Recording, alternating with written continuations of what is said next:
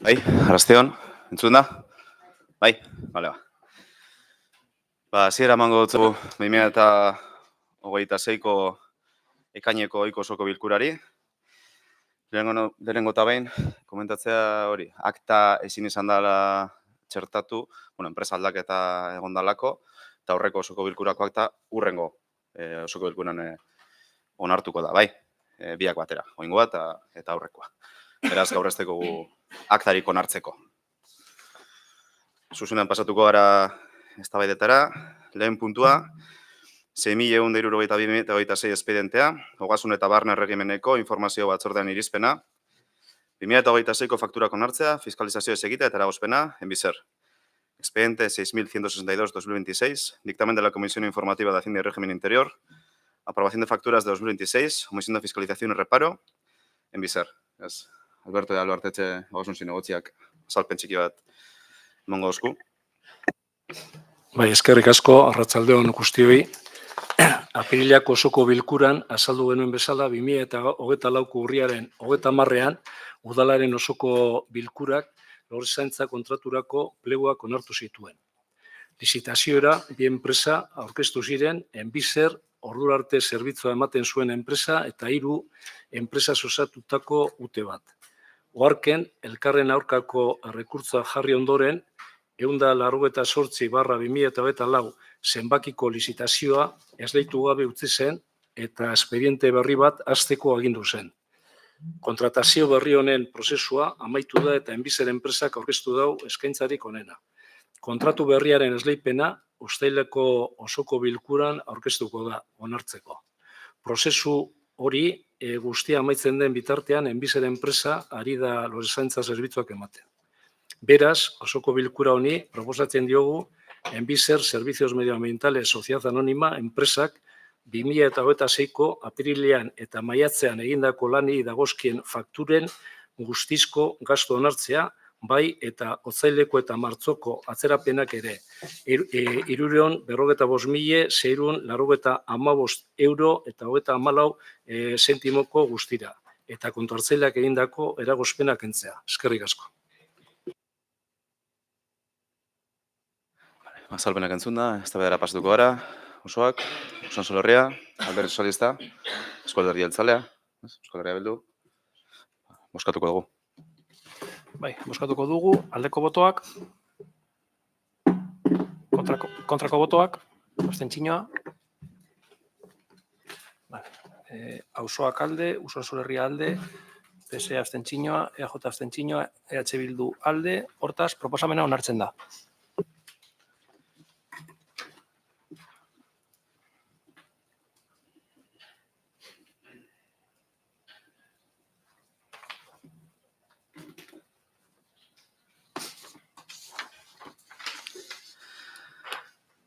Hurrengo puntu biek, gai berdinari buruz direnez, txanda berean tratatuko dira, ala erabaki gendune bozeramale batzordean, eta hauesek dira, bigarren puntua, 6.879/2026 espedientea, Ogasun eta Barne Erregimeneko informazio batzordean irizpena, etxez-etxeko laguntza zerbitzua municipalizatzeko izendatutako azterketa batzordeak egindako memoriaren hasierako onarpena, udalak zuzenean kudeatzeko modalitatearen bidez, Expediente 6.869/2026, dictamen de la Comisión Informativa de Hacienda y Régimen Interior, aprobación inicial de la memoria elaborada por la Comisión de Estudio designada al efecto en el expediente de municipalización del servicio de ayuda a domicilio mediante la modalidad de gestión directa por el ayuntamiento, eta hirugarren puntue, 4.629/2026 espedientea, gizarte ekintzako informazio batzordean irizpena, etxez-etxeko laguntza zerbitzuaren erreglamenduari hasierako onespena ematea.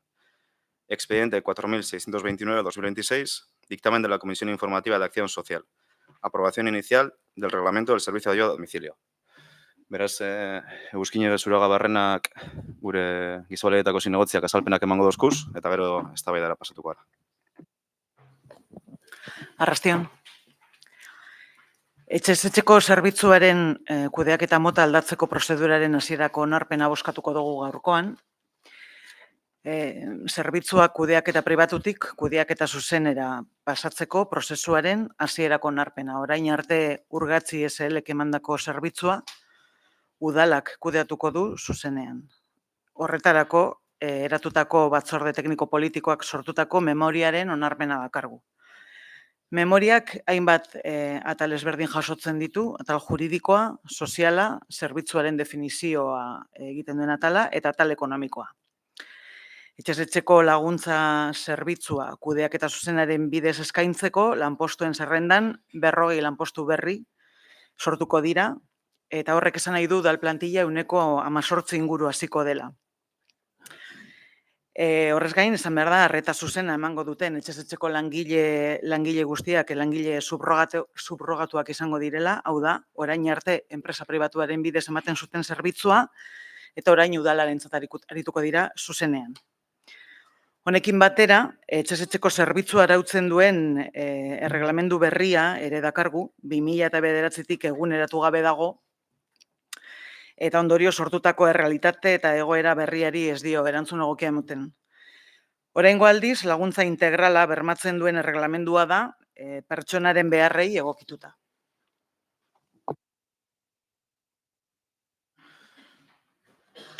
Eztabaidara pastuko gara. Osoak. Arratsalde-on guztioi. Etxez-etxeko laguntza zerbitzua zuzenean kudeatzeak. Esan nahi du. Pertsonak erdigunean jarriko ditugula. Eta kalitatea hobeto kontrolatuta ahal izango dugula. Eta erabiltzaileen benetako beharrei erantzun hobea eman ahal izango zaiela. Gainera, langileen lan baldintzak hobetuko dira. Hori funtsezkoa da. Zaintzaren kalitateak lotura zuzena duelako zaintzaileen, egonkortasunarekin eta errekonozimenduarekin. Etxez-etxeko laguntza zerbitzuak ez da soilik zerbitzu bat. Funtsezko laguntza da. Nagusientzako, mendeko pertsonentzako eta familiarentzako. Horregatik, udalak zerbitzua zuzenean kudeatzen badu. Gertuko zerbitzu baten alde egingo dugu. Gardenago izango da. Eta herritarren ongizatea izango da helburua nagusia. Azken baten, pertsona zaintzen dituen zerbitzu publiko bat indartu nahi da. Izan ere, zerbitzu hori kudeatzeko oinarrizkoak dira.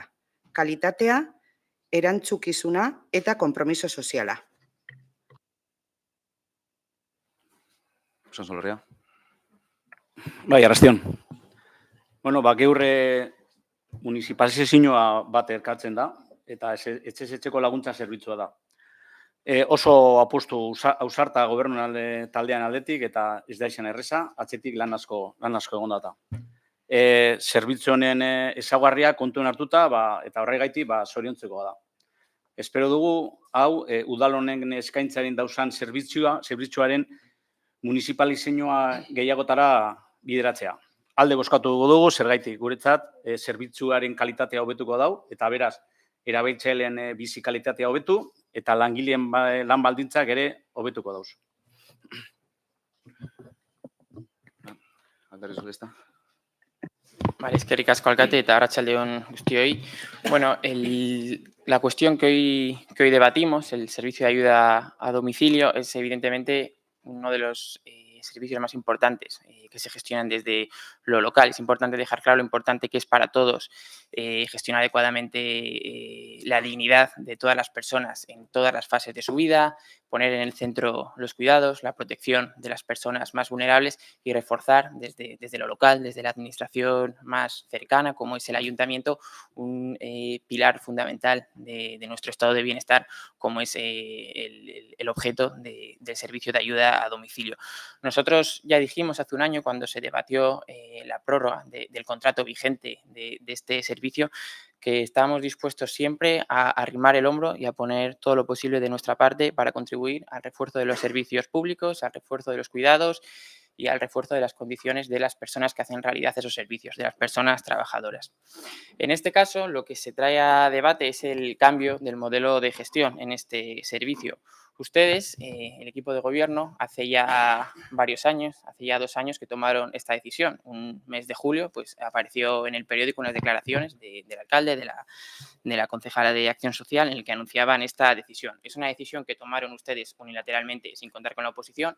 Todas las decisiones que han ido tomando en estos 2 años las han tomado ustedes unilateralmente y sin contar con la oposición, y para bien o para mal, el resultado de este proceso es el resultado de sus decisiones unilaterales sin contar con la oposición.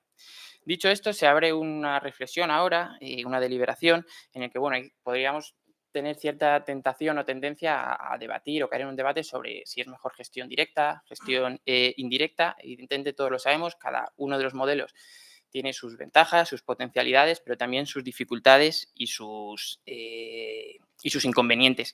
Y es obvio también que hay un elemento político e ideológico también consustancial a apostar de una manera o de otra por los diferentes modelos.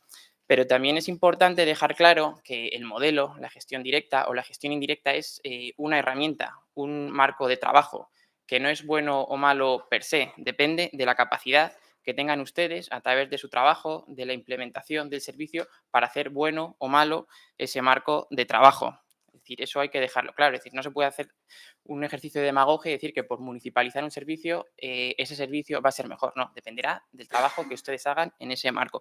Y para nosotros lo importante no es la rentabilidad o la eficiencia económica asociada a ese servicio. Evidentemente, para nosotros lo fundamental es asistir a nuestros mayores, a las personas más vulnerables y saber si con esta decisión que ustedes han tomado va a ser mejor ese servicio, si nos va a permitir ampliar los horarios en los que se atienden a las personas, tardes, fines de semana, llegar a más gente o no, atender o no mejor las incidencias, mejorar o no las condiciones laborales de las personas trabajadoras. Y es una cuestión que a día de hoy, sinceramente, más allá de palabras biensonantes, de generalidades, no han sido ustedes capaces de concretar. Dicho esto, se abren varios ejes de debate. Uno es, evidentemente, el de la memoria, el de las memorias que ustedes presentan. Hay un informe de intervención, un informe económico, que es bastante contundente, contrario a esta decisión que ustedes han tomado. Es un informe desfavorable en el que habla de que este nuevo modelo de gestión va a ser menos eficiente y sostenible económicamente, que hay un riesgo para la estabilidad presupuestaria del ayuntamiento, que supone un 40% de incremento, más de 700.000 euros de sobrecoste del servicio, y nosotros decimos, muy bien, la prioridad no es la rentabilidad económica, pero ¿cómo van ustedes a argumentar y a garantizar que todos estos inconvenientes que van ustedes a generar van a redundar en la mejora del servicio y de las condiciones laborales? Porque yo insisto, no han sido todavía capaces de poner un argumento concreto, más allá de generalidades y palabras bonitas, que haga que sea rentable socialmente estos perjuicios que ustedes con su decisión van a generar. Nada de esto. A esto no han dado respuesta en la rueda de prensa que han dado esta mañana, o por lo menos en el comunicado que han sacado, desde luego no lo hemos leído.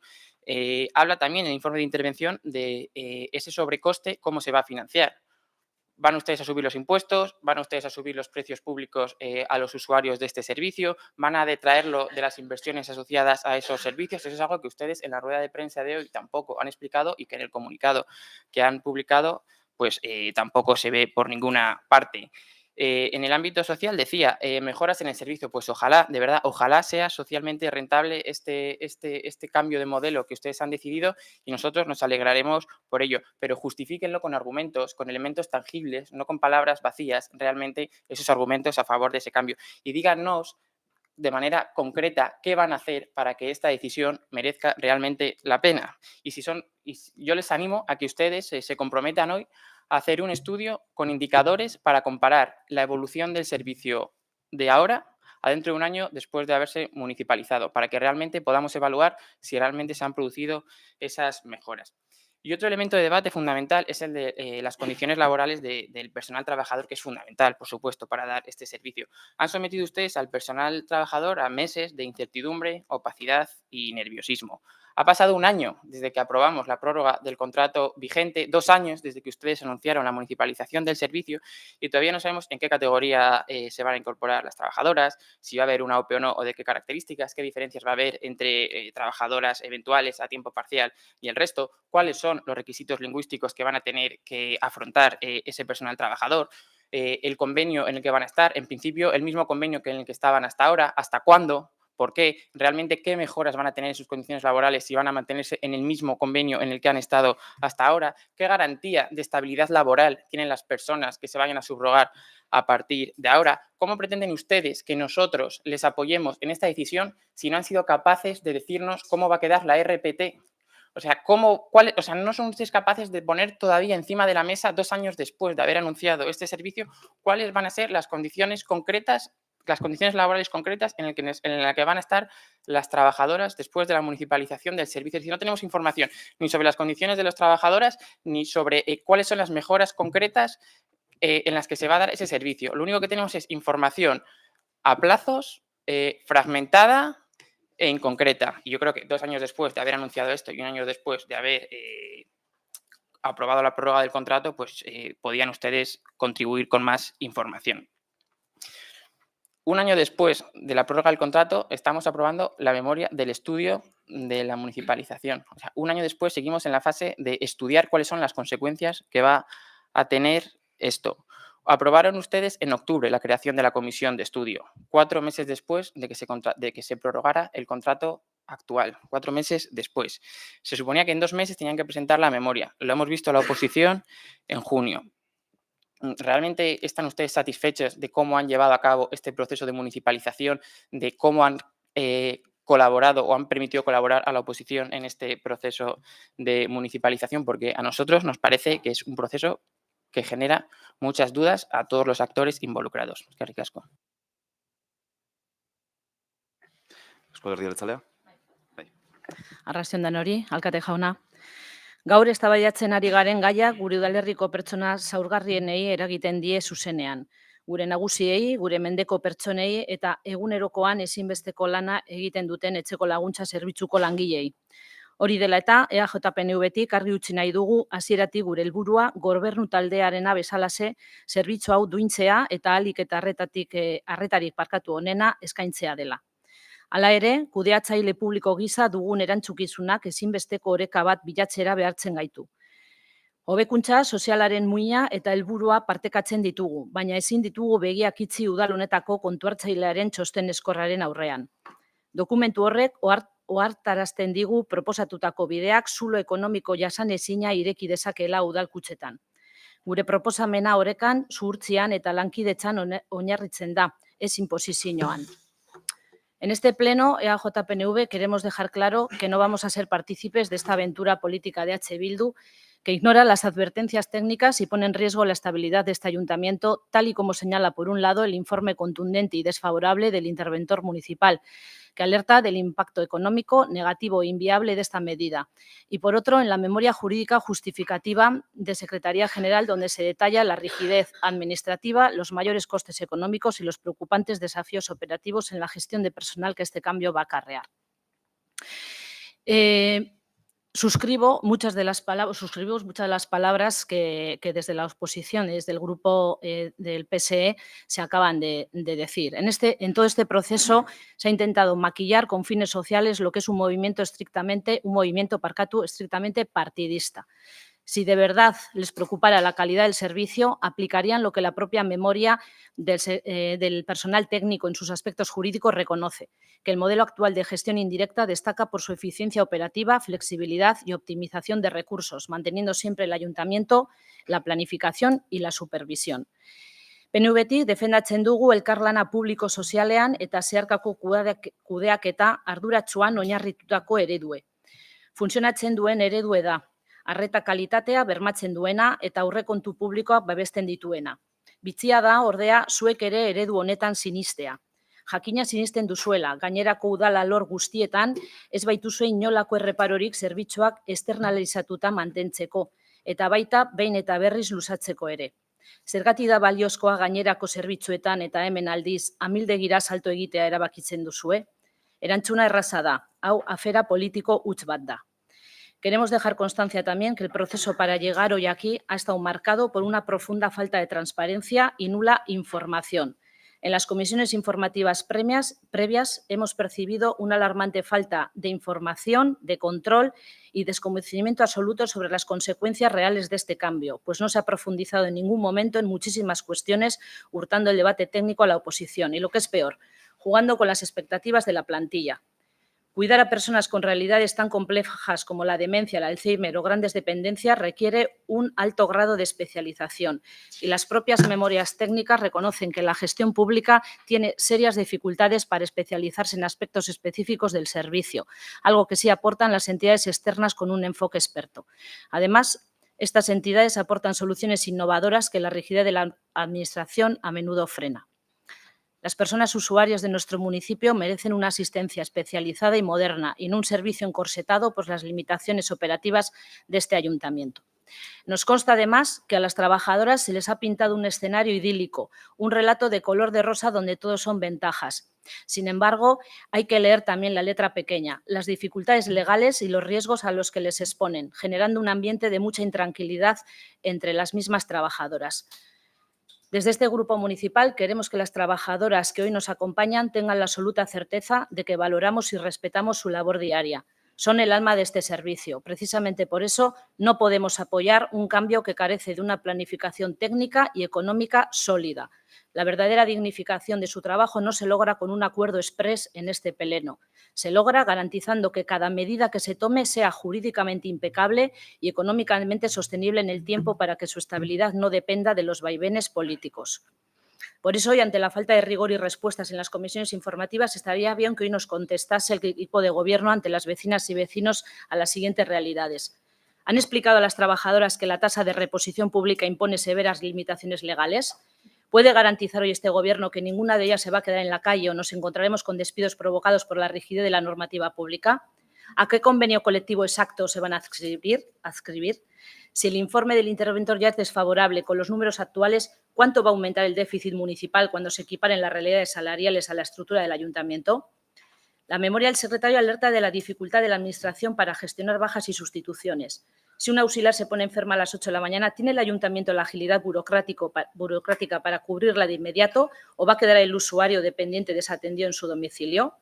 Y, por último, con el déficit estructural que vaticina intervención, ¿puede prometer el equipo de Gobierno que no van a subir las tasas o el copago que pagan las familias de Galdakao para compensar el agujero económico? ¿O puede incidir en las horas incluso de atención? ¿De qué otras partidas o de qué otros servicios sociales de Galdakao piensa recortar este equipo de Gobierno?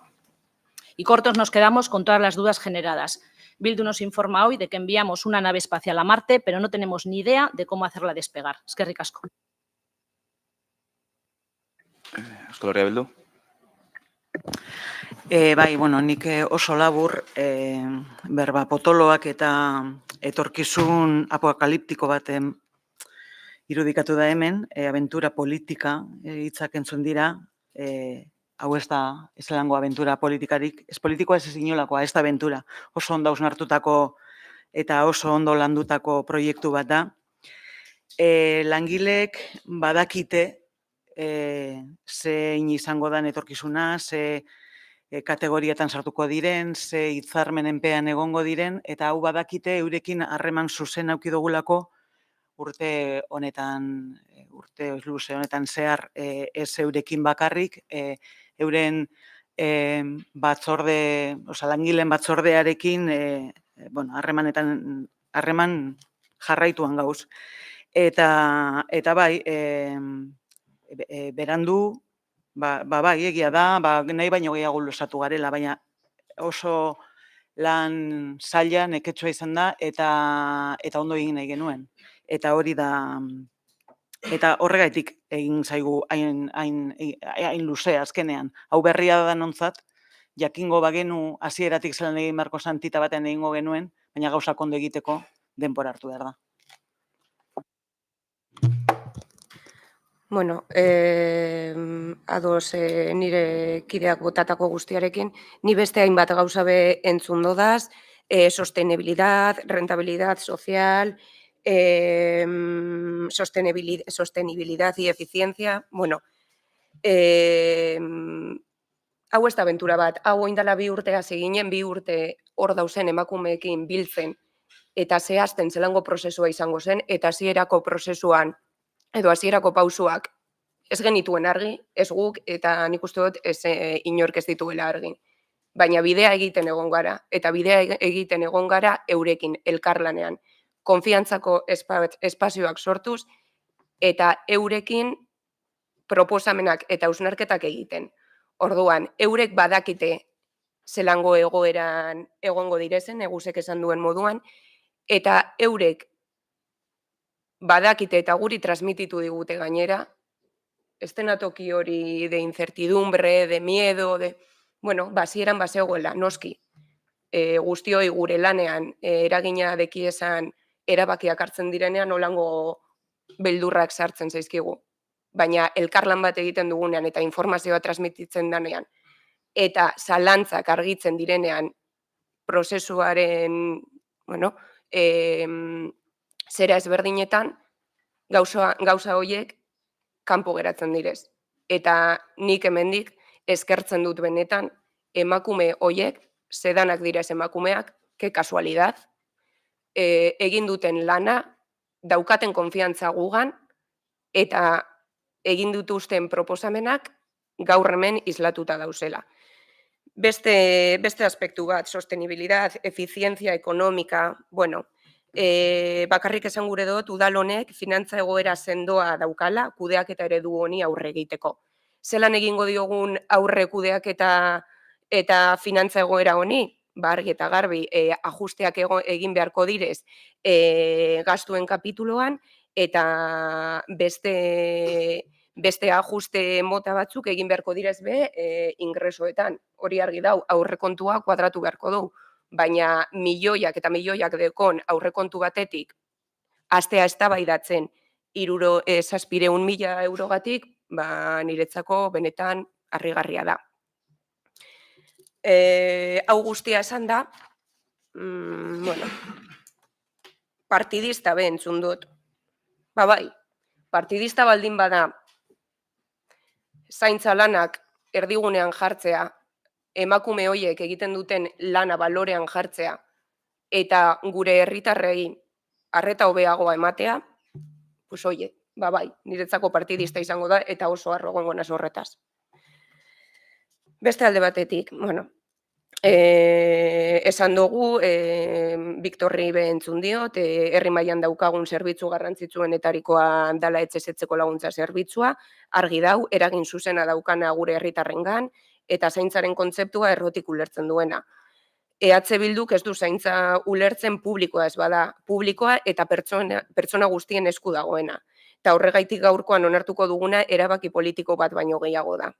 Esan dudan moduan, herritarrengan inbertitzea da, eta benetan errekonozitzea egindan lana eta egiten duten eta jarraituko duten lana egiten.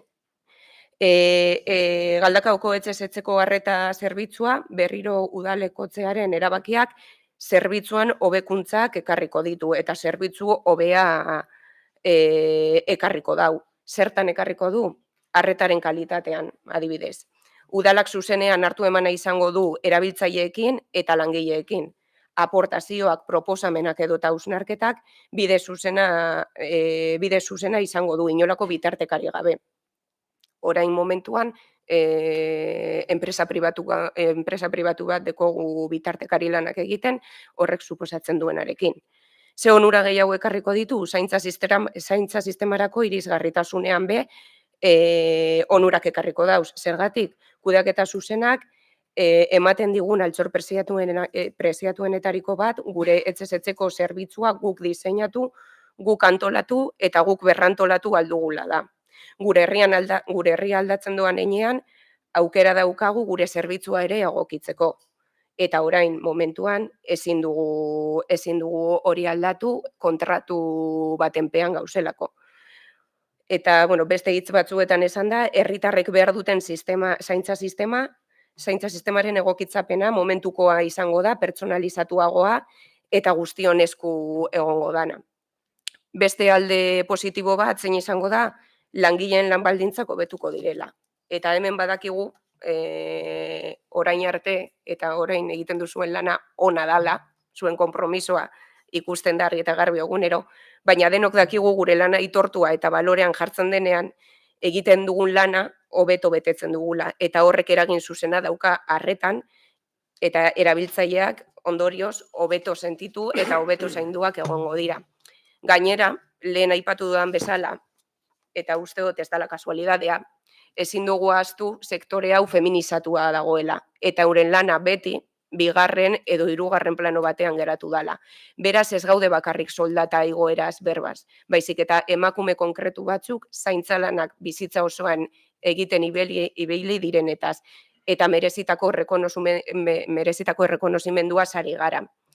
Eta baita ere, euren etorkizunari estabilizazioa edo estabilizazioaz hitz egiten dugunean horretaz ere ari gara. Eta ondorioz, euren bizitza kalitatea ere hobetzea sari gara.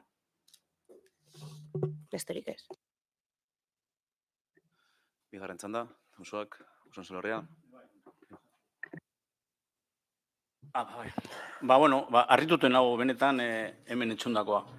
Eskerrak ado zaudete zerbitzu honen hobetzearekin. Ez duzu hitzi, tartetxu bet ala izateko. Ez daki benetan, nok egin du hemen partidismoa. Benetan. Alderdi Solista. Vale, eskerrik asko.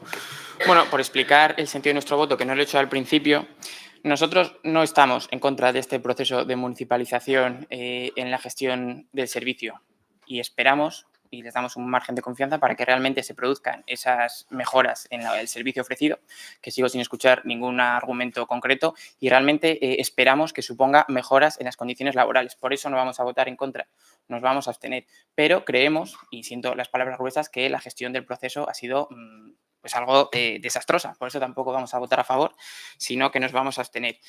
Sigo diciendo que la información es escasa.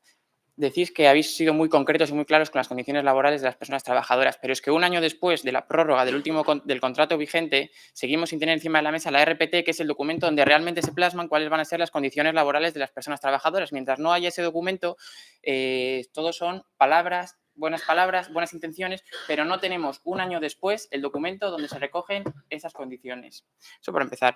Seguimos sin saber qué va a pasar con los precios que pagan las personas usuarias del servicio. Un año después de la prórroga del contrato, seguimos sin tener la información de cuáles son los precios de los usuarios. Seguimos sin saber cómo van a mejorar ustedes el servicio con argumentos concretos. Todo esto, mejor dicho, nada de esto lo han contado ustedes esta mañana, ni en la rueda de prensa, ni en el comunicado que han emitido, porque ha sido propagandístico y absolutamente vacío. Tampoco han contado en esa nota de prensa que se incrementa un 40% el coste del servicio. Nosotros lo único que les pedimos, siendo conscientes y coincidiendo con ustedes en que la rentabilidad social está por encima de la rentabilidad económica, que sean claros, transparentes y que hagan que ese sobrecoste merezca la pena para todos los agentes implicados. Con los plazos ha sido un absoluto desastre. Han incumplido sistemáticamente sus propios plazos, sus propios compromisos. Vamos a tener que volver a pagar facturas en verano hasta octubre, septiembre, noviembre. No sé si son ustedes capaces de comprometerse hoy a una fecha en la que se va a poner en marcha el nuevo servicio, pero vamos a tener que seguir pagando facturas de forma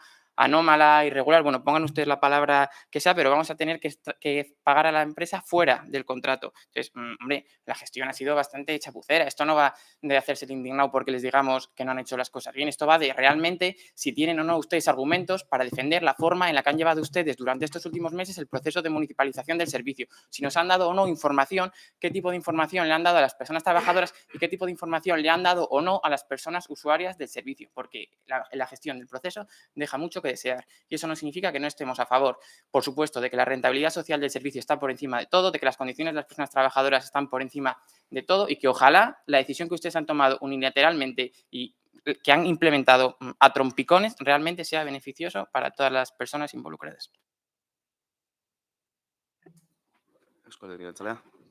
Bai, eskerrik asko, alkate jauna.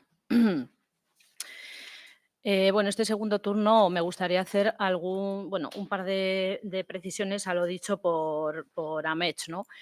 Me ha dejado un poco fría cuando habla de que, bueno, es como que se pasa por encima de un informe totalmente desfavorable de un técnico, pero de un técnico potente de este ayuntamiento, que es el interventor, que es el que al final por él pasan todas las cuentas y por él pasa toda la estabilidad económica, sostenibilidad económica de este ayuntamiento, ¿no?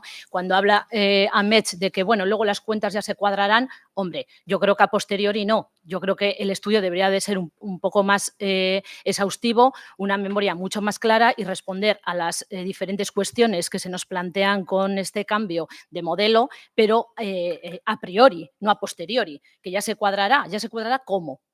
¿Cómo se cuadrará? Cuando ya tenemos un informe, vuelvo a repetir, desfavorable del propio interventor de este ayuntamiento. Eso por un lado.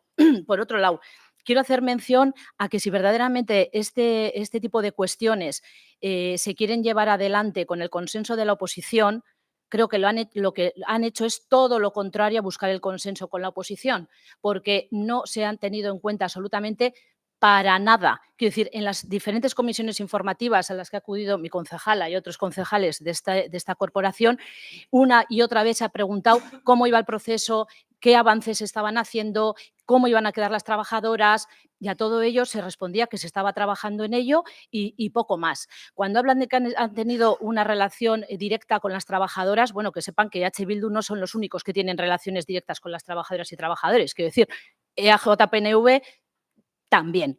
Quiero decir, y en todo este proceso lo que a nosotros nos ha llegado y lo que nos han trasladado las trabajadoras es su nerviosismo, su falta de información, sus informaciones, que aún es peor, contradictorias y sin saber cuál iba a ser o cuál va a ser su futuro de trabajo. Y no quiero entrar en también trabajadoras del municipio de Usánsolo, que si no me alargaría mucho, ¿no? Y por último, todo el tema económico, que no es lo más importante, como se ha dicho en este debate, hoy en este pleno, que lo importante es la rentabilidad social, por supuesto, y en un servicio de estas características más aún, pero sí es importante. No es lo más importante, pero sí es importante. Entonces, dejarlo al albor de un futuro incierto, pues serio, desde luego no es. La verdadera sensibilidad social para nosotros consiste en garantizar que los servicios públicos sean sostenibles hoy, mañana y dentro de 10 años, con una supervisión rígida, auditorías estrictas y pliegos de condiciones valientes sobre la empresa externa. Las trabajadoras estarían protegidas y los usuarios excelentemente atendidos, sin necesidad de hipotecar el presupuesto de todos los galdacaostarras. No confundan su programa electoral con el interés general. EAJ-PNV votará no a esta propuesta y es un no porque nos tomamos en serio al personal técnico de este ayuntamiento. Quien vota hoy con irresponsabilidad es quien decide ignorar la legalidad técnica y económica de esta casa para colgarse una medalla partidista. Nuestro no muestra claramente nuestro desacuerdo relativo a un modelo que solo busca un titular político a costa de las personas usuarias, de la seguridad de las trabajadoras y de las finanzas del pueblo de Galdacao. Y que desde nuestro punto de vista no responde a una necesidad real de gestión, sino a una obsesión puramente ideológica. No obstante, desde EAJ-PNV y de modo propositivo, tendemos la mano al equipo de Gobierno para dejar este punto sobre la mesa hoy, pausar el proceso y buscar entre todos una fórmula que sea viable teniendo en cuenta las advertencias técnicas, blindando los derechos laborales de las trabajadoras y el bienestar absoluto de las personas usuarias del SAT. Porque nosotros sí creemos que la gestión, sea indirecta o no, no significa que sea de menor calidad, siempre que el ayuntamiento ejerza un control estricto y riguroso. Eskerrik asko. Euskal Herria Bildu.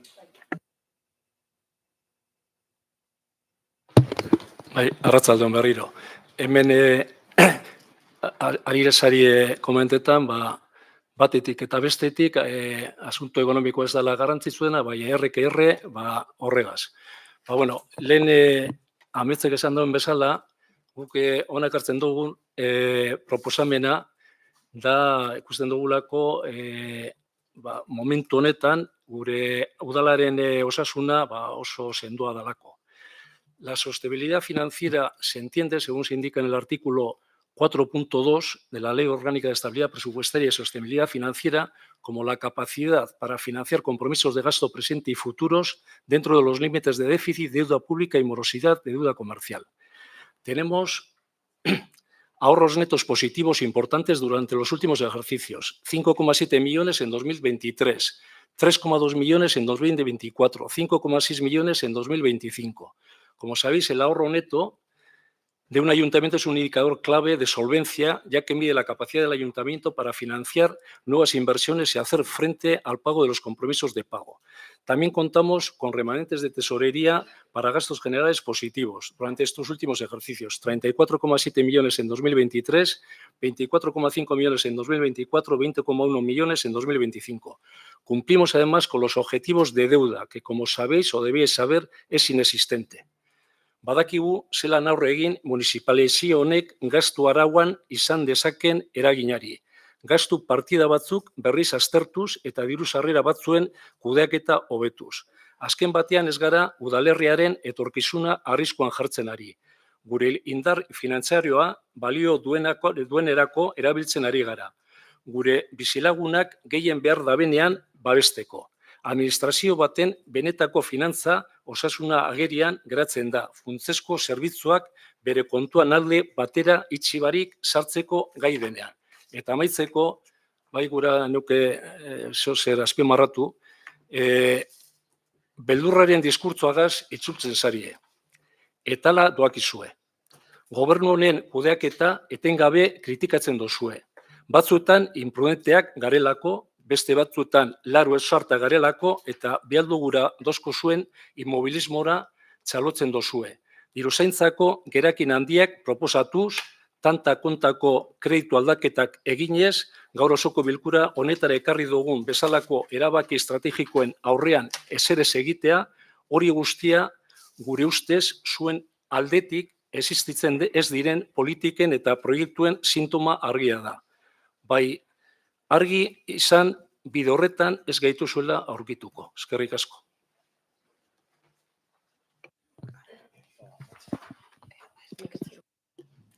Bueno, entzun dut ez ditugula zerrendatzen adibide zehatzak zer egingo dugun, zegatik dagoen gain kostu hau, bueno, zerria esan dugu langileen lanbaldintzak, arreta zuzena hobetuko dela, zelan egingo da hori. Adibidez, eta erreglamenduan gogoratzen dut gaur onartzen dugula bai, arreta zuzeneko laguntza orduak, ordu minimoak igotzen dira. Orain arte, ez ziren ordu batekoak zerbitzuak, eta hemendik aurrera gitzieneko ordua izango da, gitzieneko arreta tartea izango da ordu batekoa. Zer gehiago proposatzen da? Oporrak eta aste santu garaia denean plan berezi bat egingo da. Zegatik, erabiltzaileak batzutan jaiegunak direzenean ez dituzte zerbitzuak.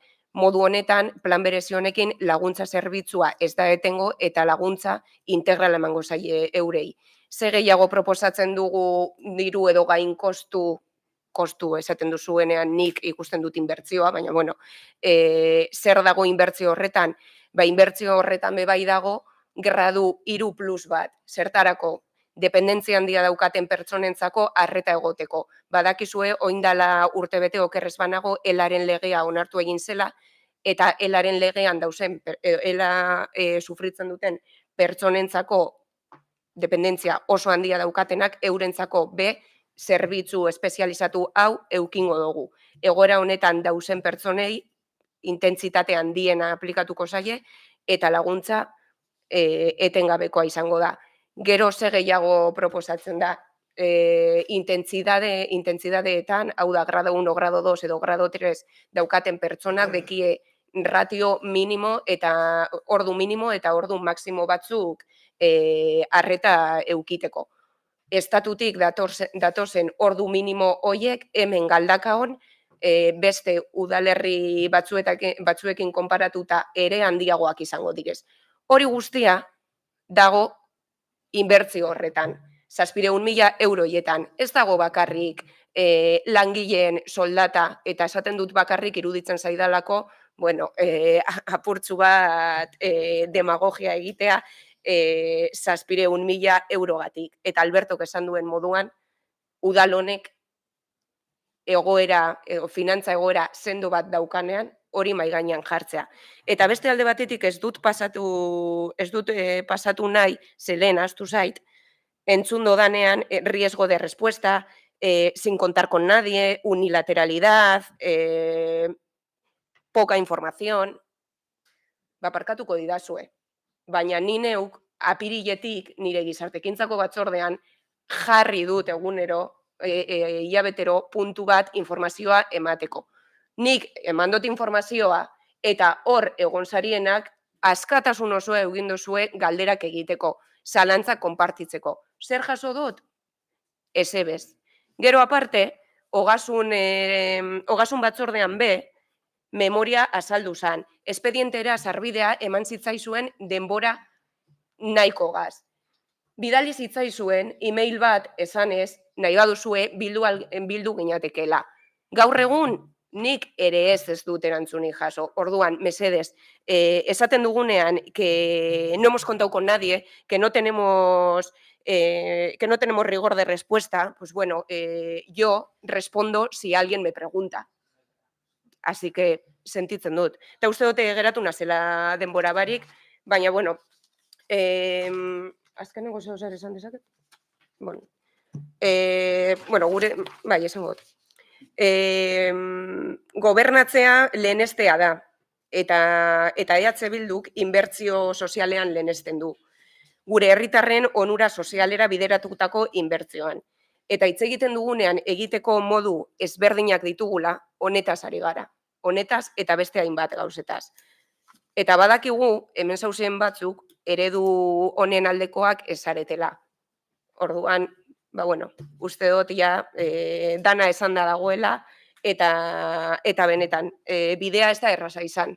Municipalizazio bat egitea uste dut inorentzako ez da erraza. Baina lortu dugu, uste dut arro gauzela, eta hau bakarrik hasiera izan da. Beraz, eskerrik asko. Ez da beda entzun da, boskatuko gu. Bai, boskatuko dugu. Lehenengo eta behin, 78/2026 ogasun etxez-etxeko laguntza zerbitzua municipalizatzeko izanatutako azterketa batzordeak egindako memoriaren hasierako onarpena. Aldeko botoak, kontrako botoak, abstentzioa, auzoak bai, Usansolo Herria bai, PSE abstentzioa, EAJ ez, EH Bildu bai, beraz, proposamena onartzen da.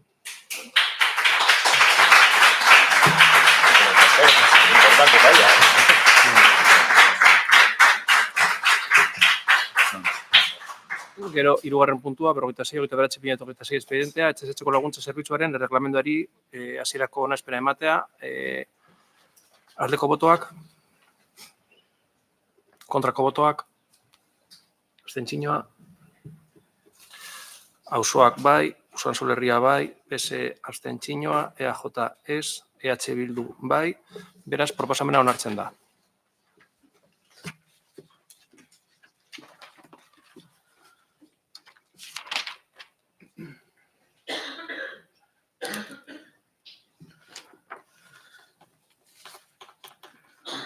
Hurrengo puntua, 4. 2015-2026 espedientea, herritarrak alkatetza informazio batzordean irizpena, Euskararen erabilera sozialen eragiteko diru laguntzak emateko oinarri bultzaile espezifikoei hasierako onarpenari buruzkoa. Expediente 6015-2026. Dictamen de la Comisión Informativa de Ciudadanía y Alcaldía de aprobación inicial de las bases reguladoras específicas para la concesión de las subvenciones para incidir en el uso social del euskera. Hasi, saskunek gure euskera zinegotziak salpenak emango oskuz. Bai, arratsaldeon eta eskerrik asko Iñigo. Gaur dakargun proposamenaren helburua da euskararen erabilera sozialean eragiteko diru laguntzak emateko berariazko oinarri arautzaile berriak onartzea. Oinarri berriak egitearen beharra hainbat arrazoitan oinarritzen da. Lehenik eta behin, gaur egun indarrean dauden oinarriak 2010ean onartu ziren, ordutik hona hainbat aldaketa egin behar izan zaizkie 2012an, 2013an, 2014an ere bai, baina 15 urte baino gehiago pasatu dira eta euskararen normalizazioaren arloan errealitatea nabarmen aldatu da. Gizartearen beharrek, hezkuntza ohiturek eta euskararen sustapenaren inguruko erronkek beste ikuspuntu edo ikuspegi batzuk eskatzen dituzte gaur egun. Bigarrenik, azken urteotan diru laguntza izan duen bidez finantzatu izan diren jarduerak eta proiektuak norgehiagokako bidezko sistemara egokitzea proposatzen da, gainontzeko diru laguntzekin egiten ari garen bidea jarraituta. Aldaketa horrek hainbat onura dakartza. Alde batetik, aurkezten diren proiektuen kalitatea eta berrikuntza sustatzen ditu, Bestetik, baliabide publikoen banaketa gardenagoa, objektiboagoa eta bidezkoagoa bermatzen du. Oinarri berriek bi laguntza lerro aurreikusten dituzte. Lehenengo lerroak irabazi asmorik gabeko entitate juridikoei zuzendutako laguntzak jasotzen ditu, euskararen aktibazio sozialean eragiten duten proiektuak eta jarduerak garatzeko, eta bigarren lerroak euskarazko prentza idatzia eta komunikabide digitalak sustatzeko laguntzak arautzen ditu. Komunikabideek euskararen presentzia soziala indartzeko eta hizkuntza komunitatea sendotzeko duten garrantzia kontuan hartuta, ezinbestekoa da arlo horretan ere babes instituzionala eskaintzea. Ezin dugu ahaztu, zoritxarrez, ez direla hainbeste euskara hutsean argitaratzen diren komunikabide idatziak zein digitalak.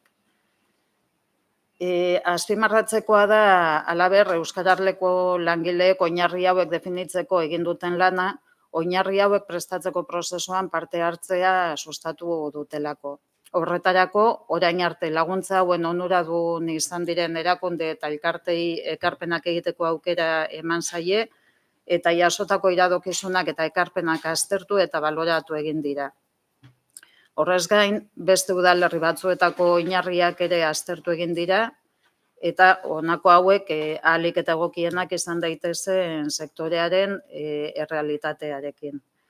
Uste dugu oinarri hauek tresna egokiak direla udalaren hizkuntza politika garatzeko, euskararen erabilera soziala indartzeko eta baliabide publikoen kudeaketa garden eta eraginkorra bermatzeko.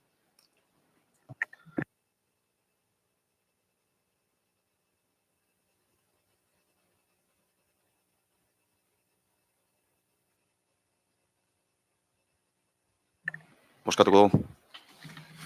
Bozkatuko dugu, aldeko botoak, kontrako botoak, abstentzioa,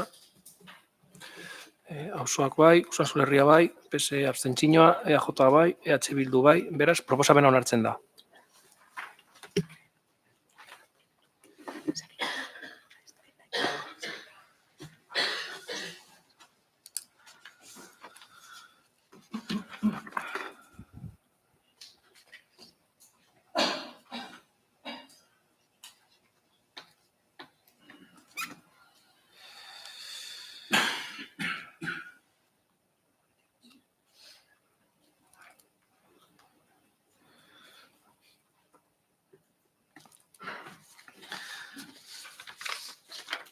Hurrengo puntua, bosgarrena, Euskal Herria Bildu eta Euskal Alderdi Jeltzalea udaltaldeen mozioa, foron abolizioaren 150. urteurrena eta alkaten mugimenduaren 50. urteurrena direleta. Moción de los grupos municipales, EH Bildu y AJPNV, con motivo del 150 aniversario de la abolición de los fueros y del 50 aniversario del movimiento de alcaldes y alcaldesas. Aldetik irakurriko zati bat eta zuek irakurriko zuen edo irakurriko mozioa, leduko dana, eta gero, bale.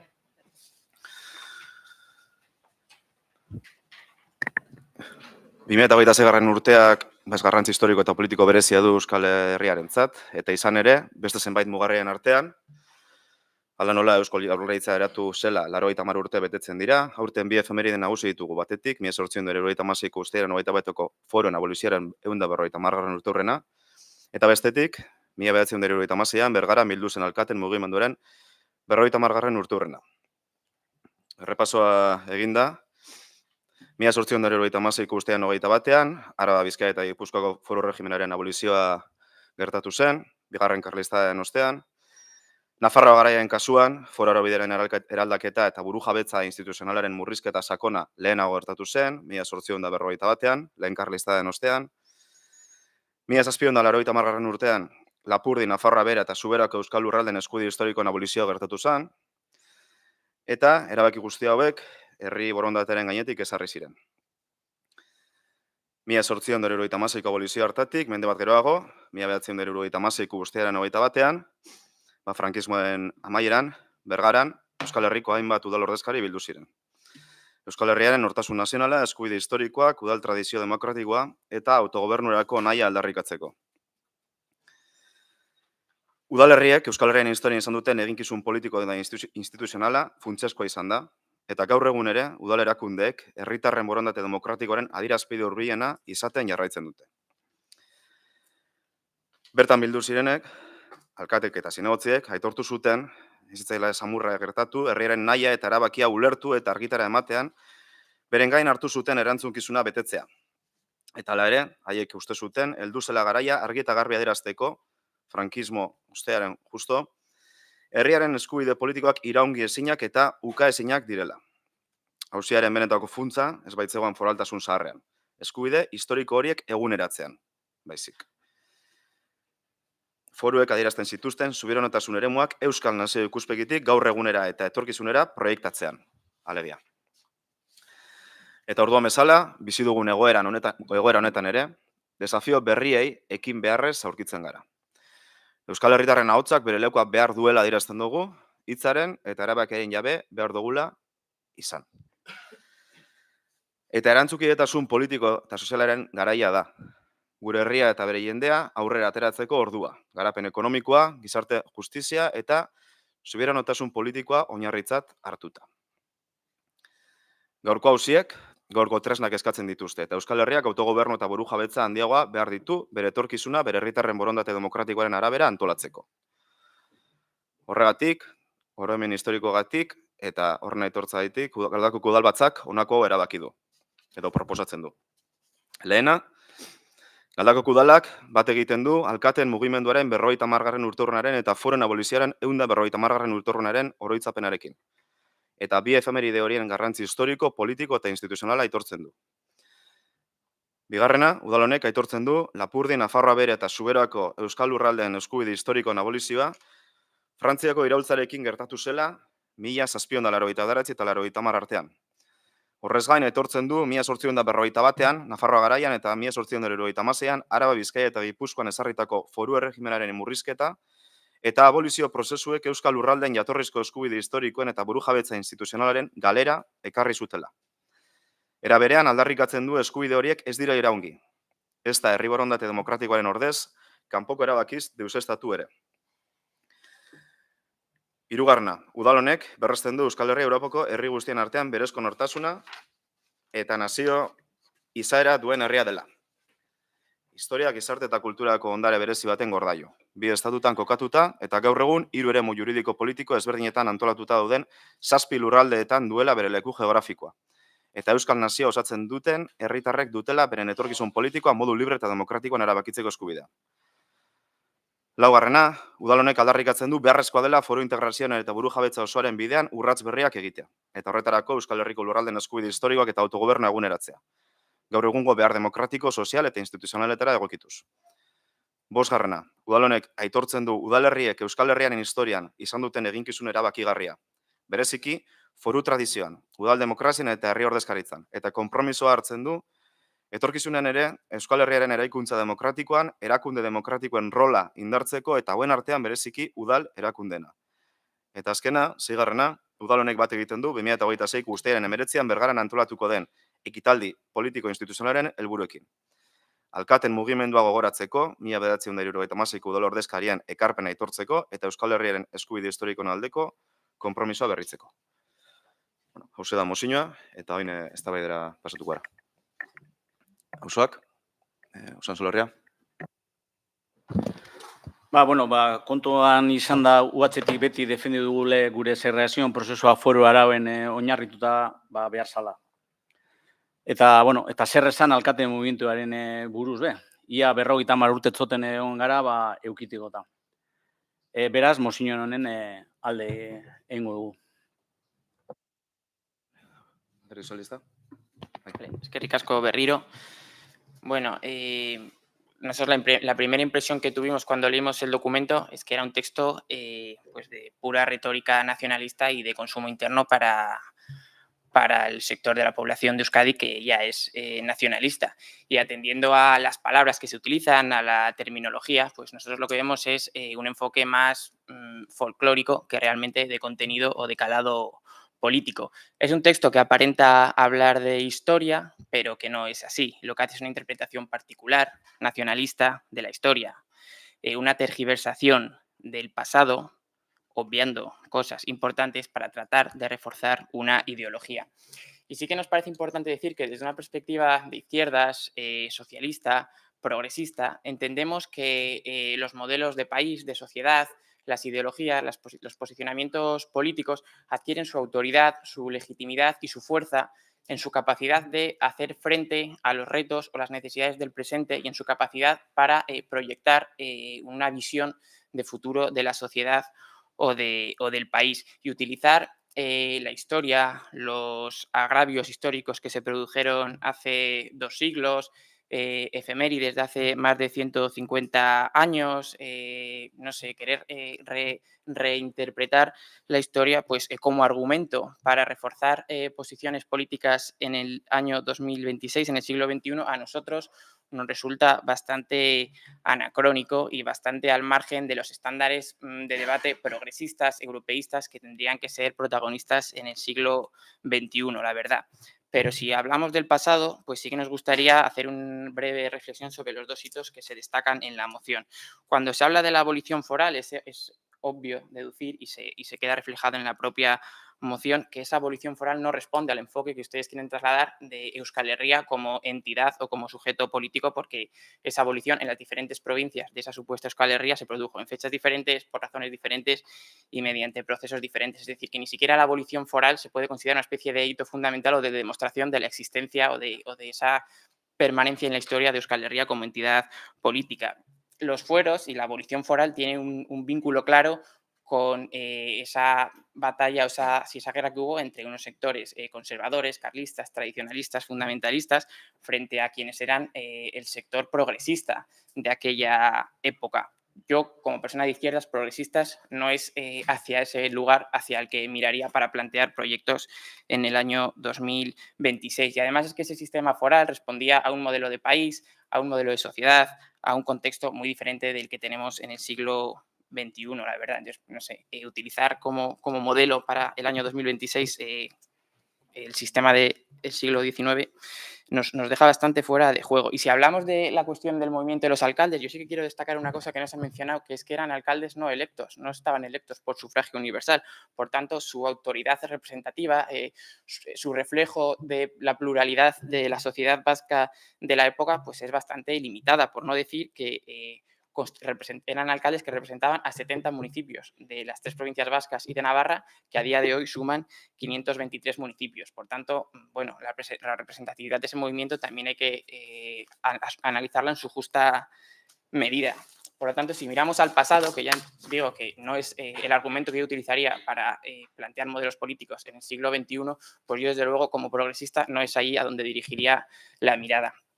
Si volvemos al presente, al siglo XXI, hablamos de autogobierno, o al siglo XX hablamos de autogobierno, de voluntad democrática, es sorprendente que no se mencione al Estatuto de Gernika, al concierto económico, en el texto, que me parece un ejercicio de cinismo y de hipocresía bastante destacable, porque el momento más cercano de expresión de la voluntad vasca es el Estatuto de Gernika.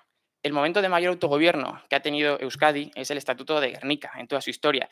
Y no hay región, y si la hay, son muy pocas, no voy a decir que no hay ninguna región más en toda Europa, con el nivel de autogobierno que tiene Euskadi gracias al Estatuto de Gernika. Ahí es donde se plasma, casi podríamos decir incluso por primera vez en la historia, la voluntad democráticamente expresada del pueblo vasco. Y quiero también, porque si hablamos de historia, vamos a hablar de toda la historia, cuando esa voluntad del pueblo vasco se expresó democráticamente, lo que hizo un sector político de la sociedad o de la política vasca con esa voluntad democráticamente expresada, que fue atacarla por tierra, mar y aire, porque no le gustaba lo que la sociedad vasca había decidido. Y no voy a entrar más en eso, pero creo que esa parte de la historia tampoco la podemos obviar. Y mientras tanto, los socialistas, con el Lehendakari Rubial, con Txiki Benegas, liderábamos el Consejo General Vasco, que fue el que puso la semilla de ese autogobierno vasco que tuvimos por primera vez, o un autogobierno, el mayor autogobierno que hemos tenido por primera vez en la historia. Y lo hizo a pesar de las bombas, los disparos y de tantas cosas horribles que se hicieron para acabar con esa voluntad democráticamente expresada del pueblo vasco. Pero si seguimos hablando de más cuestiones que aparecen en la moción, en uno de esos puntos se habla de recuperar la territorialidad. Una territorialidad que, como ya hemos dicho, nunca existió. Euskal Herria, las 7 provincias, como sujeto, como comunidad política institucionalizada, no ha existido nunca en la historia. Entonces, vamos a hablar de la historia con propiedad y con rigurosidad. Pero es que si hablamos del presente, que no hace falta ir al pasado, pedimos respeto por los navarros y por sus instituciones propias. Y como militante del Partido Socialista, que es el partido que gobierna en Navarra, tengo que pedir respeto por las instituciones propias de los navarros y que no vengamos los ayuntamientos de Vizcaya, de Guipúzcoa o de Álava a decirles a los navarros qué es lo que tienen que hacer con su territorio y con sus instituciones, porque la voluntad democráticamente del pueblo navarro está expresada en un parlamento navarro donde la mayoría de los partidos políticos que no están a favor de esa integración de Navarra en su Euskal Herria son mayoría en el parlamento. Por tanto, respetemos también esa voluntad democráticamente expresada. Y ya voy a ir acabando esta primera intervención, volviendo al presente. Para nosotros, el valor de los proyectos políticos reside en su capacidad de integrar y de representar la pluralidad. La pluralidad de Navarra, que va mucho más allá de los nacionalistas, la pluralidad de Vizcaya, de Guipúzcoa y de Álava, que desde luego es muy diversa, mucho más de lo que refleja la moción que ustedes traen hoy. Y desde luego, si ponemos en valor el autogobierno actual que emana del Estatuto de Guernica, ese autogobierno no responde a una especie de continuidad en la historia de una soberanía originaria, esa entelequia de la soberanía histórica. Ese estatuto responde a la democracia conquistada, a la democracia que conquistó el movimiento antifranquista, el movimiento popular, las luchas obreras, y no le roben a los movimientos antifranquistas, a los movimientos populares, a los movimientos obreros, el legado de esa lucha y de esas conquistas democráticas. No se lo roben porque no se lo merecen. El autogobierno que hoy tenemos es un pacto entre vascos, entre territorios y entre vascos y los diferentes territorios con España, con el resto de España. Y lo que sí que les pedimos como socialistas, como progresistas, es que respeten y protejan ese acuerdo, ese marco de pacto, de convivencia, y que no fomenten la división en base a identidades nacionales. Porque si abren ustedes un poco la mirada y miran a Europa, verán que las políticas basadas en identidades nacionales, en soberanías originarias, se han quedado bastante atrasadas, tienen una percepción bastante anacrónica en el resto de Europa, hasta el punto que el Partido Nacionalista Vasco ha tenido que cambiarse su nombre y quitarse la palabra nacionalista de su marca en Francia para que no les confundan con la ultraderecha y con los movimientos reaccionarios. Es que ricasco. Euzko Alderdi Jeltzalea. Eskerrik asko, Alkate jauna. Bueno, con esta moción que hoy traemos a este pleno recordamos los 150 años de la injusta abolición de nuestros fueros en 1876. Aquella ley fue una imposición unilateral que pretendió borrar de un plumazo siglos de soberanía y de derecho propio, intentando reducir nuestra condición de pueblo a una mera provincia sumisa. Pero se equivocaron. Aquellos fueros no eran privilegios concedidos por Madrid, eran la expresión de nuestra soberanía preexistente. Quisieron disolvernos en la uniformidad del Estado, pero solo consiguieron fortalecer la voluntad del pueblo vasco de ser dueños de su propio destino. Y en un momento de máxima incertidumbre, cuando el Estado aún titubeaba en la transición, los alcaldes y alcaldesas vascos se plantaron. Desde la base, desde los ayuntamientos, que es el verdadero corazón de nuestro pueblo, exigieron la restitución foral y la libertad. Ese movimiento demostró que las instituciones locales somos la primera línea de defensa de la ciudadanía. Galdakao y el resto de municipios vascos no esperaron a que las libertades se concedieran desde despachos lejanos. Aquella valentía local fue el cimiento indispensable sobre el que levantamos las instituciones vascas actuales y nuestro concierto económico. Vecinas, vecinos, concejales, concejalas, estos dos hitos nos dejan una lección plenamente vigente. El autogobierno y la fuerza local se traducen en bienestar. Si hoy Galdakao cuenta con los servicios públicos, la calidad de vida y los recursos de los que disfrutamos, es gracias a que gestionamos nuestras propias herramientas desde la cercanía. Cada competencia que defendemos, cada derecho histórico que reivindicamos no es un debate abstracto, es la garantía de tener los recursos necesarios para mejorar el día a día de las familias de Galdakao. Por eso, ante las corrientes centralizadoras que hoy en día vuelven a asomar con disfraces de homogeneización, el Partido Nacionalista Vasco lo dice alto y claro desde este salón de plenos. Exigimos el respeto institucional mutuo, el cumplimiento íntegro de nuestro autogobierno y su actualización para el siglo XXI. Defendimos los fueros ayer, lideramos los ayuntamientos en la transición y hoy, desde el Ayuntamiento de Galdakao, con la misma firmeza, seguimos defendiendo el derecho a este pueblo a decidir su propio mañana. Eskerrik asko.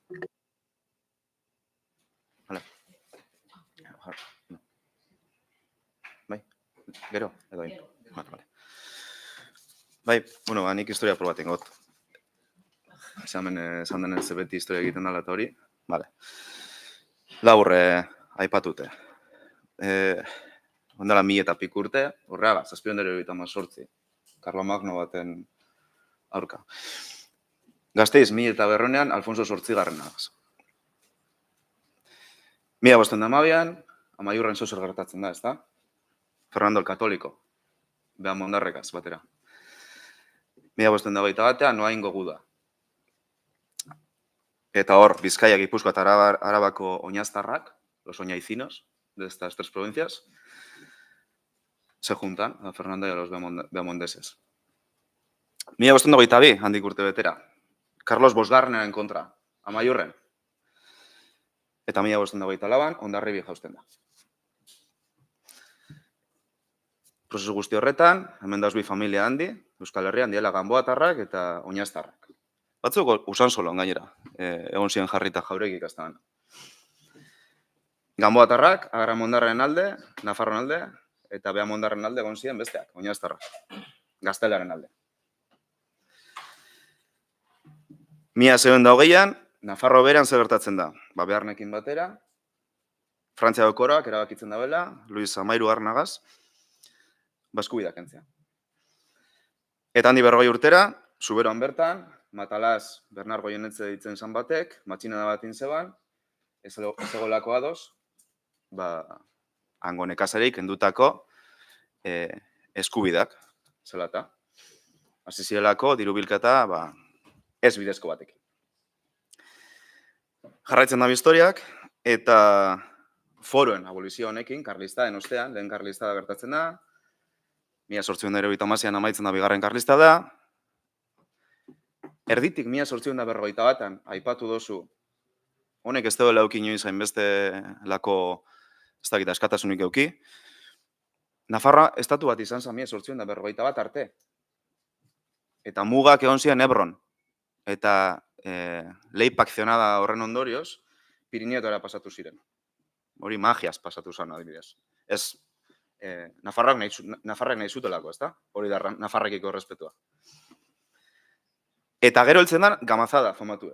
Gamazada ez dakit dakizuen, baina Gamazo izan zen Espainiako ogasun ministro bat, eta 1884an, erabaki zeban eskubideak are gehiago kentzea.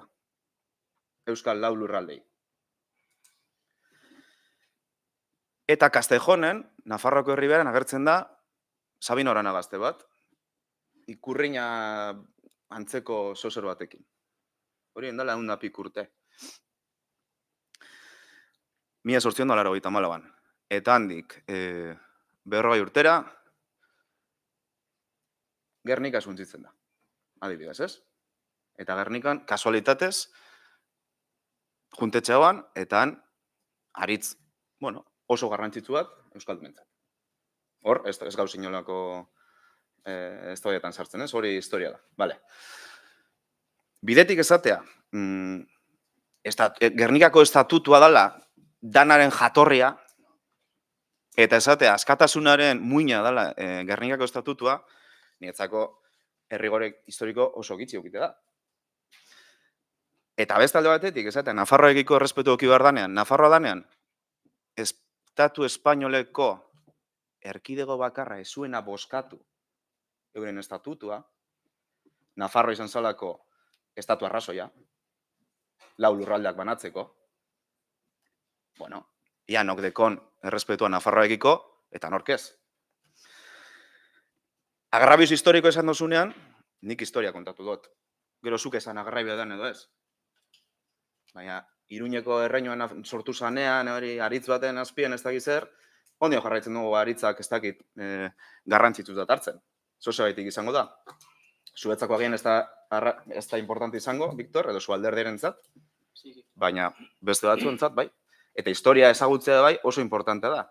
Horregaitik dakargu mozioa, Euskal Herria Jeltzaleak eta Euskal Herria Bilduk.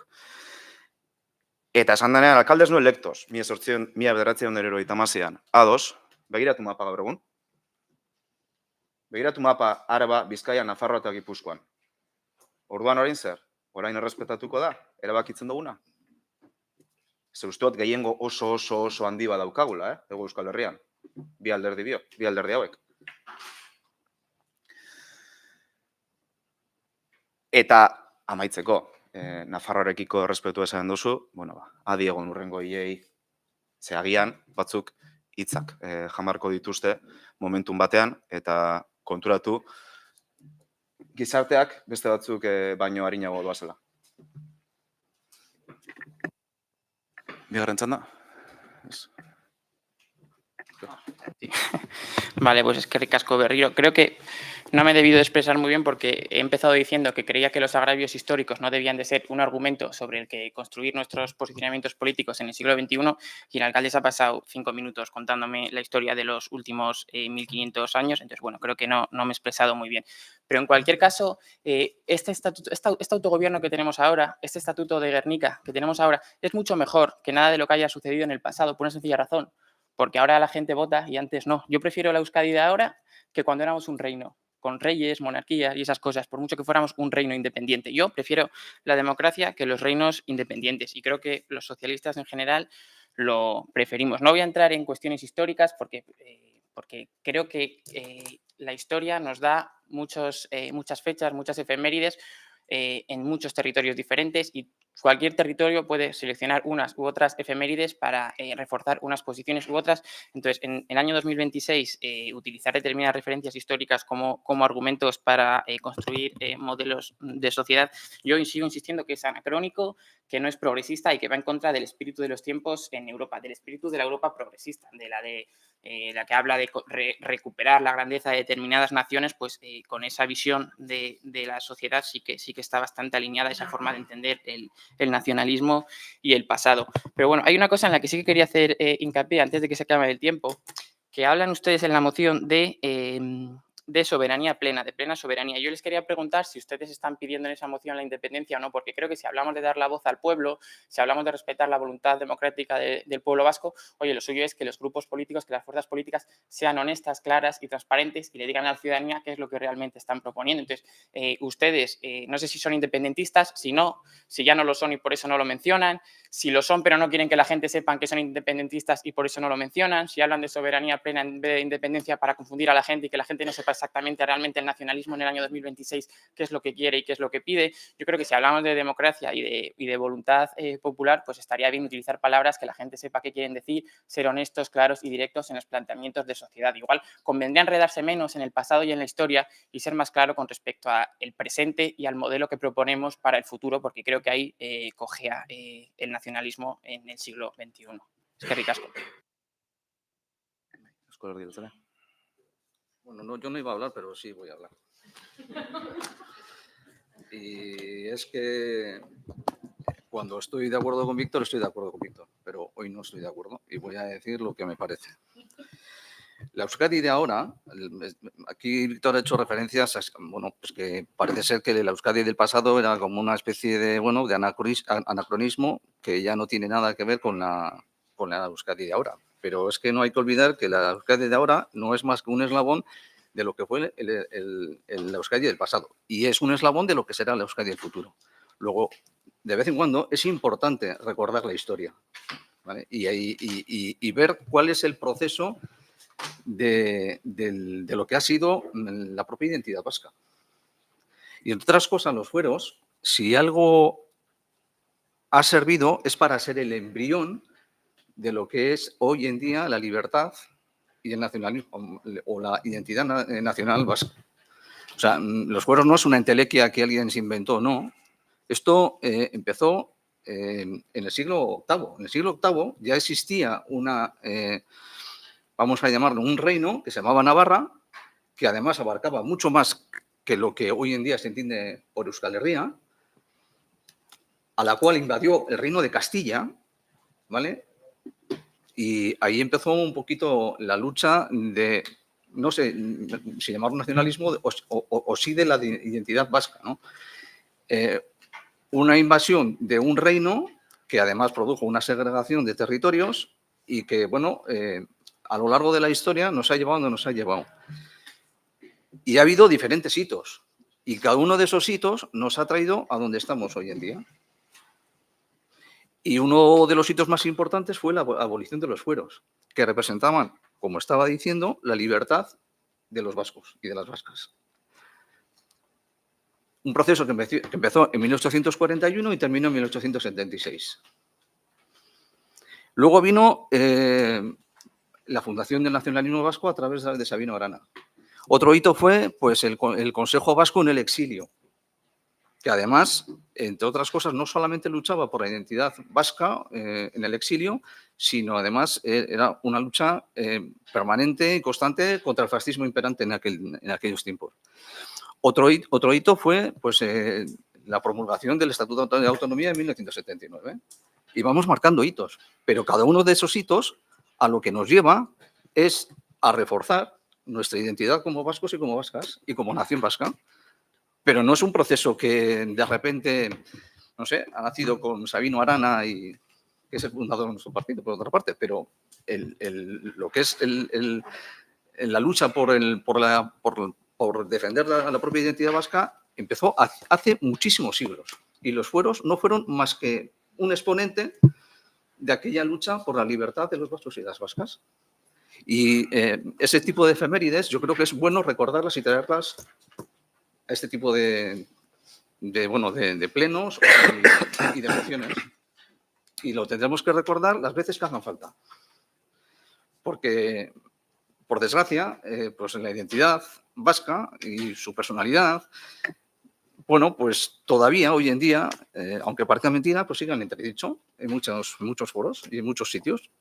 Y bueno, pues seguiremos en esa lucha. Ahora y en el futuro. Bai, nik labur amaitzeko, ni harritzen nauena da, batez be, nazionalismo hitza erabiltzen dela, besteak dira nazionalistak beti. Norbera inoiz ez da nazionalista, ez? No, Víctor? Aquí, está aquí. 12 de octubre es fiesta porque por magia. Ya que nadie protesta. Bai, ez da. Pero tú no. Orduan, nintzen da, orduan, zergatik ez dut protestatzen. Zu, nazionalista espainiarra zaelako. Argi eta garbi. Eta oso eroso zaude, zauzen egoeran. Eta beste batzuk ez gauz eroso.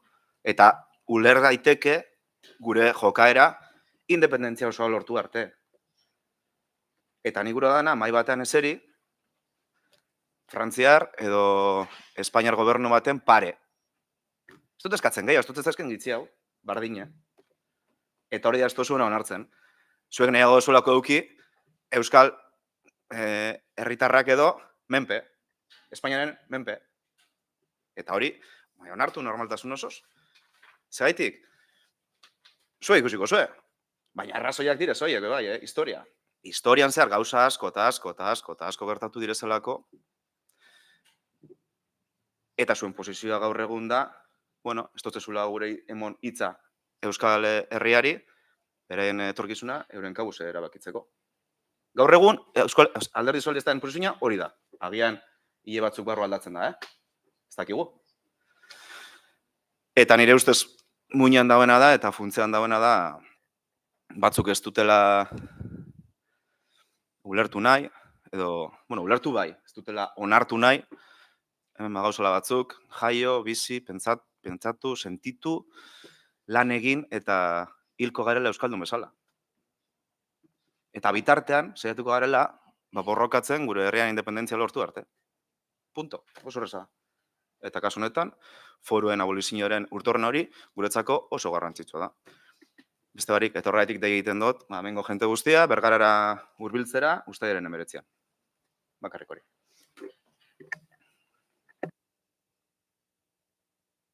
Bozkatuko dugu, aldeko botoak, kontrako botoak, abstentzioa, auzoak abstentzioa, Usuan Sorerria bai, PS ez, EAJ bai, EH Bildu bai, beraz, mozio onartzen da.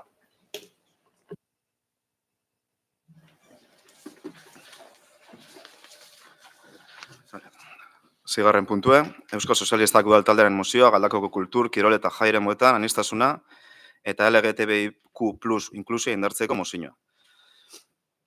Moción del Grupo Municipal Socialistas Vascos para reforzar la diversidad y la inclusión LGTBIQ+ en el ámbito cultural, deportivo y festivo de Galdakao. Eskerrik asko, alkate. Moción para reforzar la diversidad y la inclusión LGTBIQ+ en el ámbito cultural, deportivo y festivo de Galdacao. Justificación. Según el informe de incidentes de odio de Euskadi, elaborado por el Gobierno vasco en 2024, los delitos por la orientación o identidad sexual fueron 1 de cada 4 delitos de odio cometidos en Vizcaya, un total de 30 delitos. A su vez, según el estudio sobre los discursos y actitudes de odio contra las personas LGTBI en Euskadi, realizado por el Ararteko en 2024, en el ámbito educativo existe un 59% de percepción de discriminación, destacando el acoso tanto hacia el alumnado como hacia el profesorado LGTBI. En el espacio público, un 56% de las personas encuestadas perciben actitudes de incomodidad y rechazo. Los espacios recreativos como bares y discotecas son percibidos como inseguros por un 59% de las personas encuestadas. En el ámbito deportivo, es percibido como particularmente hostil y se detecta una falta generalizada de visibilidad de las personas LGTBI. En las redes sociales se percibe un alto grado de discriminación con insultos y amenazas. Atendiendo a esta realidad, celebramos el hecho de que fechas como el Orgullo LGTBIQ+, que se celebra cada 28 de junio, suponen un hito importante en pro de la sensibilización del conjunto de la sociedad y de la diversidad. Aún así, resulta evidente la necesidad de llevar a cabo durante todo el año actuaciones de manera transversal y multifactorial en favor de la visibilidad y la igualdad real de las personas LGTBIQ+, y en contra de los discursos y las actitudes LGTBI-fóbicas. Actuaciones que han de ser lideradas por las administraciones públicas, pero que deben implicar también a los diferentes agentes del municipio. Moción. Por ello, el Pleno del Ayuntamiento insta al Gobierno municipal a 1. Crear pequeños espacios específicos, visibles y bien señalizados en las bibliotecas municipales destinadas a literatura, novelas, ensayos, películas, documentales, LGTBIQ+, etc. 2. Realizar campañas de sensibilización y comunicación en espacios municipales públicos como polideportivos, campos deportivos, frontones, escuelas de música, bibliotecas, etcétera, destinadas a visibilizar referentes LGTBIQ+ y a combatir la discriminación LGTBI-fóbica en todos los ámbitos: deportivo, cultural, artístico, festivo, etcétera. 3. Trabajar con entidades deportivas, culturales, sociales, festivas, etcétera, del municipio para llevar a cabo de manera conjunta campañas para visibilizar al colectivo LGTBIQ+ a través de formaciones, planes, uso de determinada simbología en la indumentaria, redes sociales, etcétera. Y cuarto y último, invitar a los centros educativos y a las entidades del ámbito educativo de Galdacao a colaborar activamente en las actuaciones mencionadas previamente. Ya. Este da pastukara. Osoak, Sonsolorria. Bueno, vale.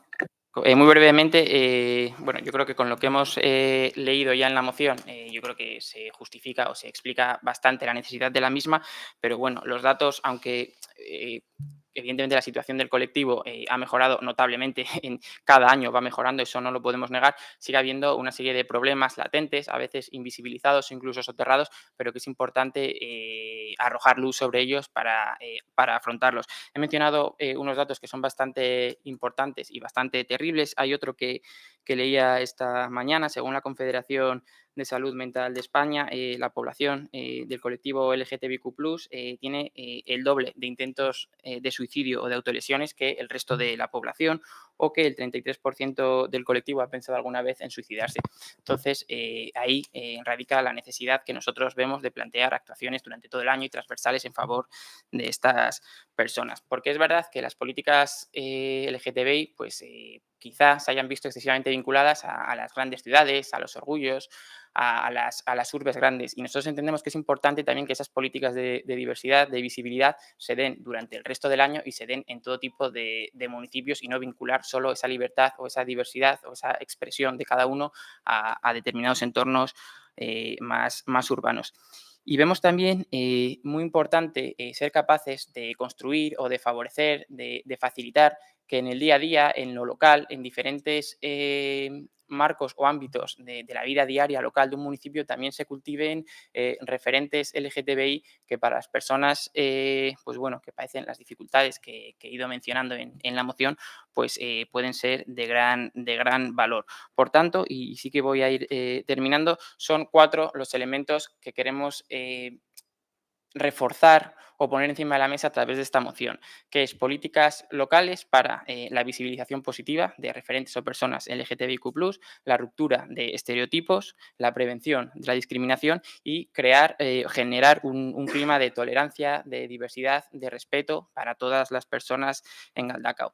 Y nos parecía importante hacer esto a través de una moción porque muchas veces las políticas LGTBI, LGTBIQ+, se entienden como políticas sectoriales y nos parece fundamental, por lo que hemos explicado en la justificación de la moción, dar un enfoque transversal a esas políticas y nos parecía que presentar una moción y aprobar en este pleno una moción en ese sentido producía un mandato al conjunto del ayuntamiento y por tanto al conjunto de todas las áreas de manera transversal que permitía efectivamente implementar esas políticas de visibilidad, de no discriminación LGTBIQ+, de una manera transversal e implicando a diferentes agentes tanto del propio ayuntamiento como agentes locales de otros ámbitos, como hemos mencionado ya, deporte, cultura, fiestas, etcétera. Muchas gracias.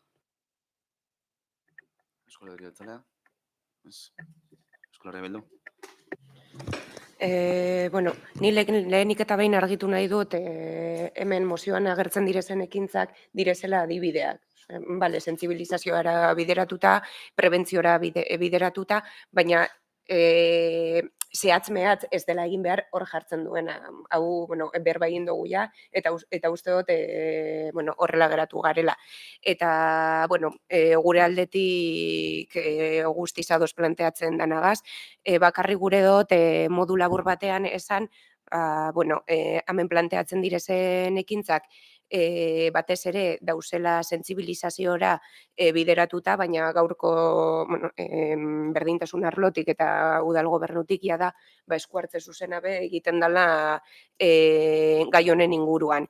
Adibidez, adibide harin batzuk botatzearren, aspalditik gabiz eskoletan transexualitatea, genero identitateak, familia eredu ezberdinen formakuntza, hausnarketa eta txikiekin aulantzen, gure salaketa publikorako protokoloan be eraso LGTBIQ+ fobikoak be sartzen direz, honekin batera indarkeria matxistaren zerbitzuan arreta psikologikoa eskaintzen jakie, arreta legala, jaietan batez ere, eta hemen bai, aipatzen dela mozioan espreski, jaietan be 24 orduko zerbitzua, asistentzia zerbitzua dekogu kolektibo honentzat be bai, jaietan eraso matxisten kanpaina egiten dugunean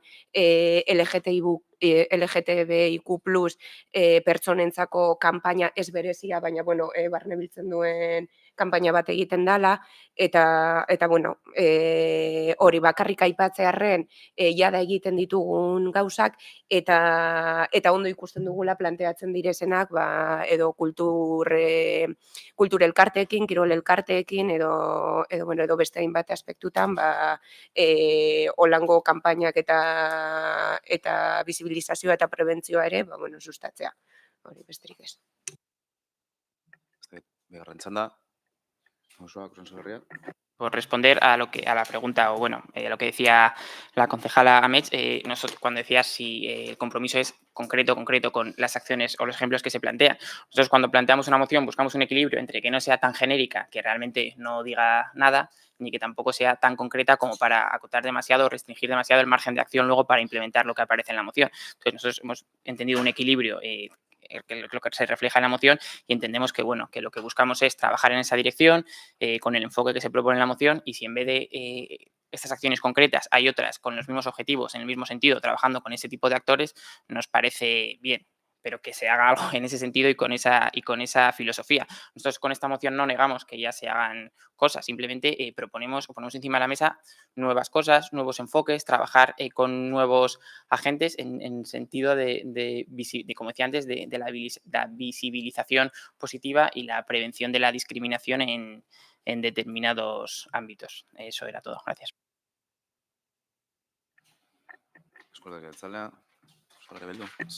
Bozkatuko dugu. Bai, bozkatuko dugu. Aldeko botoak. Vale. Denok alde, hortaz, proposamena onartzen da.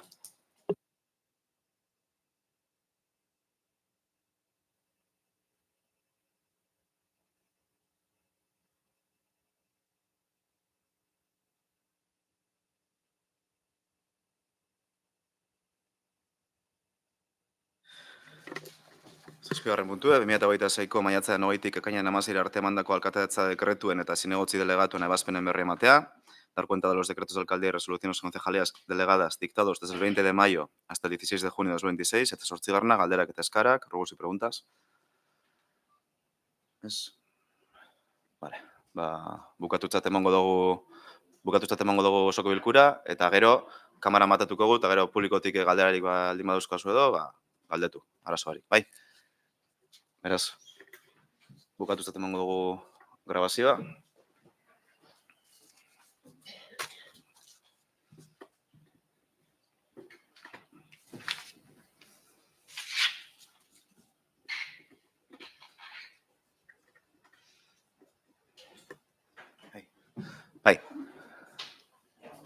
Bai. Mikroa nahi bauz, bai.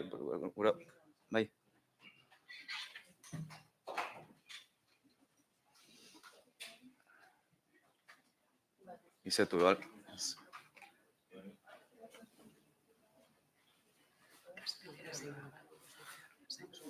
Bai. Ez. Bueno, zelan gazteleraz edo euskeraz izango da? No, vale. Vale, no, vale, por si querías hablar en euskera y para que hubiera traducción. Si haces en castellano, da igual.